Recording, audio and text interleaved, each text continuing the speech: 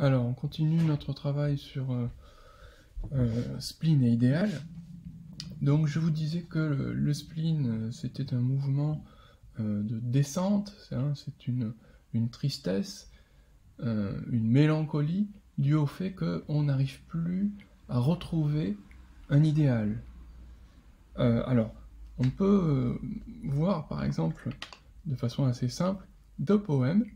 Ici, Élévation, sur lequel on a travaillé, souvenez-vous, au-dessus des étangs, au-dessus des vallées, des montagnes, des bois, des nuages, des mers, par-delà le soleil, par-delà les éthers, par-delà les confins des sphères étoilées, mon esprit, tu te meus avec agilité. Donc le poète ici reconnaît que son esprit se meut, c'est-à-dire s'élève avec facilité, avec agilité, au-dessus du monde. Donc on est dans un mouvement, comme le titre l'indique, d'élévation. Le poète s'élève au-dessus des ennuis, au-dessus du chagrin, au-dessus de l'existence brumeuse, et le poète reconnaît que il peut avoir une aile vigoureuse. Donc, par son esprit, il peut s'envoler et s'élever.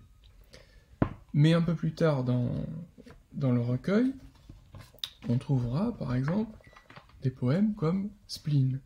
Et là, c'est tout le contraire. Quand le ciel bas et lourd pèse comme un couvercle sur l'esprit gémissant en proie aux longs ennuis, et que de l'horizon embrassant tout le cercle, il nous verse un jour noir, plus triste que les nuits, quand la terre est chargée en un cachot humide, où l'espérance, comme une chauve-souris, s'en va battant les murs de son aile timide, et se cognant la tête à des plafonds pourris, etc. Donc là, ce que l'on constate, c'est que le poète n'est plus dans un mouvement d'élévation, il ne s'élève plus vers son idéal, il ne s'élève plus vers un idéal de beauté, de perfection, vers quelque chose de l'ordre du sublime, mais au contraire, le ciel pèse sur lui, le ciel bas et lourd pèse comme un couvercle.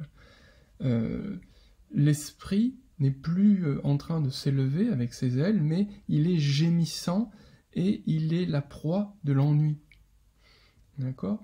Souvenez-vous que dans la dédicace au lecteur, Baudelaire considère que le monstre le plus terrible, en fait, c'est l'ennui. C'est le vice, en quelque sorte, le plus grave. Donc ici, voilà, on est dans le spleen, on est dans une sorte presque d'effondrement de l'esprit du poète, et il finit par dire, à la fin, et de longs corbillards, sans tambour ni musique, défilent lentement dans mon âme, l'espoir vaincu pleure, et l'angoisse atroce, despotique, sur mon crâne incliné plante son drapeau noir.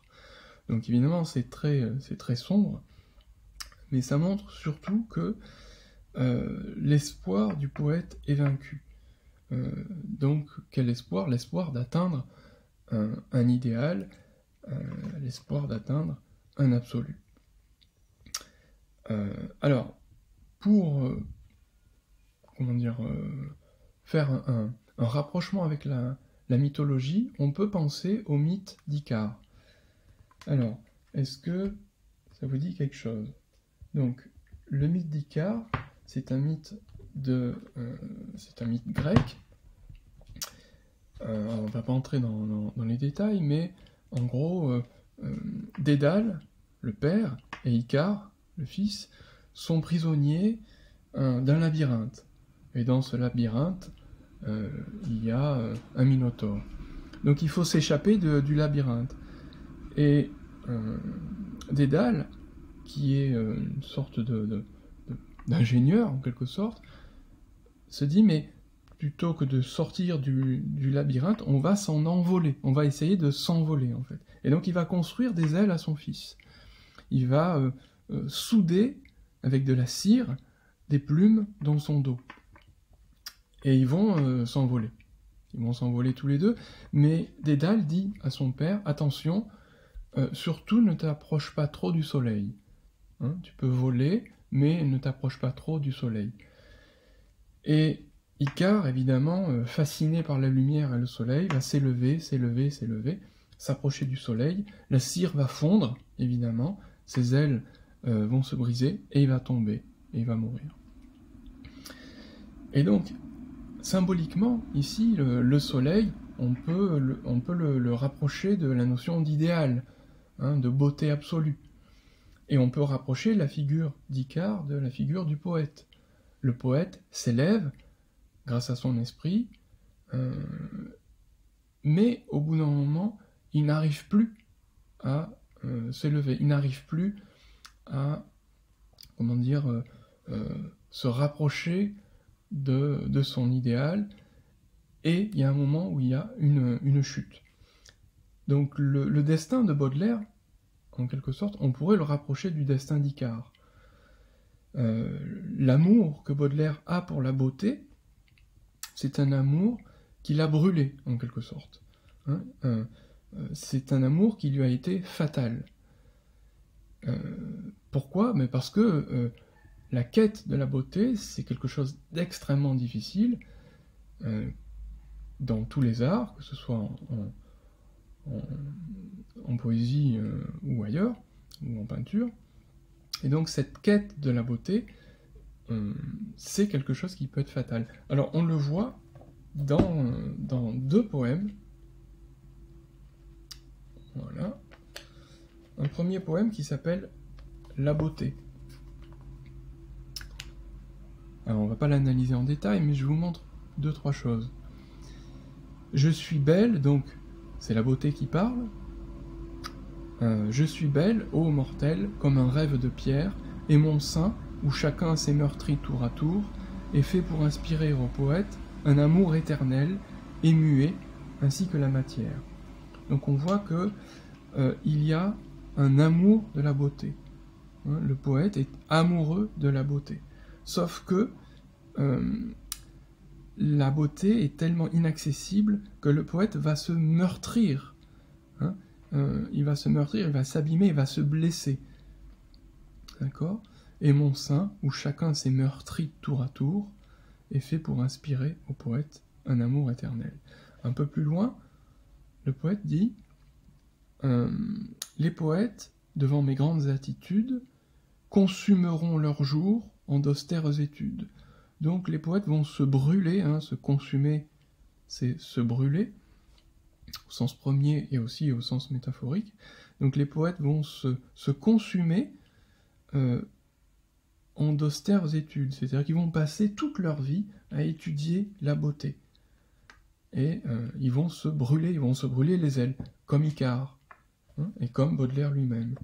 Alors, de façon plus explicite, Baudelaire a écrit un poème qui s'appelle « Les plaintes d'un Icare ». Alors, on saute le début, on va aller directement à ce qui nous intéresse. Donc, c'est grâce aux astres non pareils, donc il y a toujours la notion d'astre, hein, comme il y avait la notion de soleil chez Icare, qu'il ne fallait pas trop s'approcher du soleil, là ce sont les astres, et c'est-à-dire la beauté.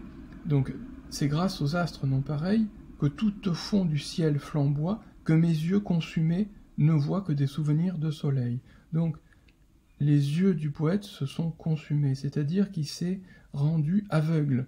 Il a été aveuglé par la puissance de la beauté. Je continue. En vain, j'ai voulu de l'espace trouver la fin et le milieu. Sous je ne sais quel œil de feu, je sens mon aile qui se casse. Donc là, il y a une référence explicite à Icare. Hein, je sens mon aile qui se casse. Et, brûlé par l'amour du beau, je n'aurai pas l'honneur sublime de donner mon nom à l'abîme qui me servira de tombeau. Donc, à nouveau, on a la notion d'être brûlé par la beauté.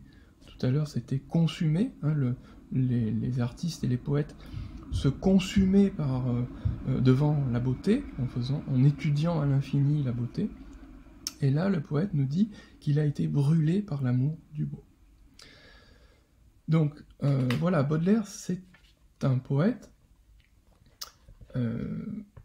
qui a donné sa vie à l'étude de la beauté, qui a donné toute sa vie pour écrire un recueil de poèmes. Alors il y a celui-là, il y en a un autre aussi, mais le plus important c'est Les Fleurs du Mal.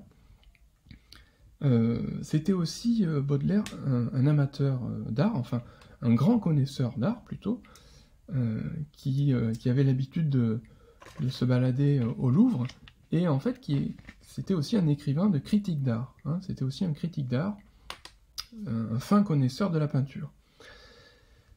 Donc voilà, le spleen est l'idéal, d'un côté, et puis de l'autre côté, ce destin d'Icare, hein, qui s'est brûlé parce qu'il s'est tellement rapproché de la beauté, de l'idéal, du sublime, qui s'en est brûlé les ailes. Voilà. Voilà, on continue dans la 3e vidéo.